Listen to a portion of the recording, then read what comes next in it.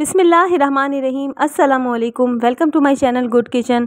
आज मैं आपके साथ रमज़ान और ईद में बनाए जाने वाले स्पेशल सीख कबाब की रेसिपी को शेयर करूंगी। किस तरह से हम इसे झटपट और मसालेदार नायाब किस्म के सीख कबाब बनाकर तैयार करेंगे।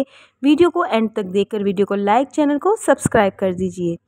तो यहाँ मैं लूँगी सबसे पहले चिकन हमारे पास बोनलेस है, जिससे मैंने रफली काट लिया है। तो ये हमारे पास बोनलेस चिकन है। अब मैं इसमें शामिल कर दूंगी जिंजर गार्लिक पेस्ट 1.5 टेबलस्पून।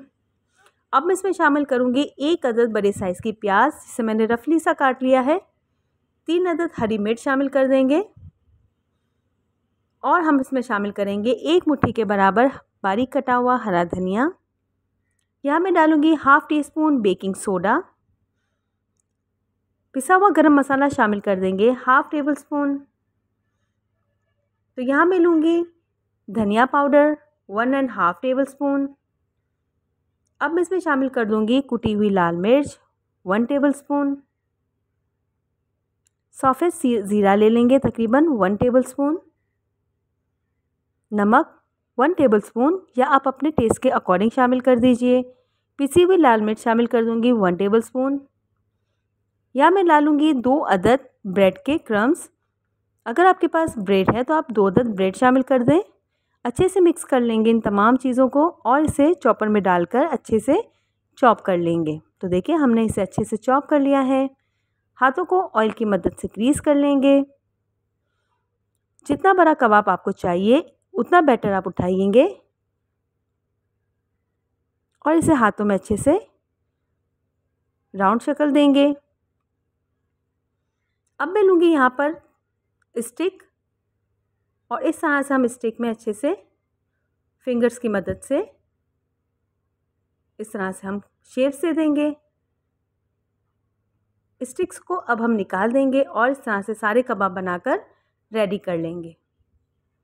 तो देखें आधा किलो चिकन में ढेर सारे हमारे सीख कबाब बनकर तैयार हो चुके हैं। तो अब हम इसे फ्राई कर लेंगे। तो यहाँ मैं लूँगी एक पैन, इसमें मैं शामिल कर दूँगी कुकिंग ऑयल। ऑयल हमने बहुत लाइट सा गर्म करना है, लो टू मीडियम फ्लेम पर।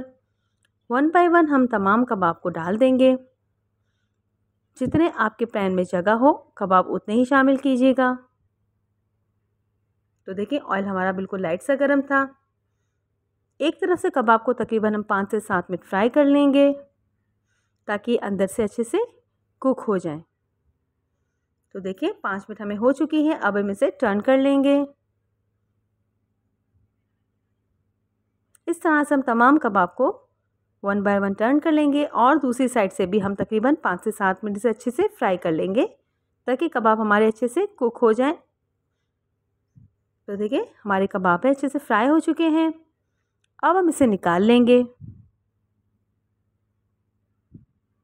तो देखिए हमने तमाम कबाब को निकाल लिया है। तो देखा आपने कितनी झटपट से हमारी आज की सीख कबाब की रेसिपी रेडी हो चुकी है।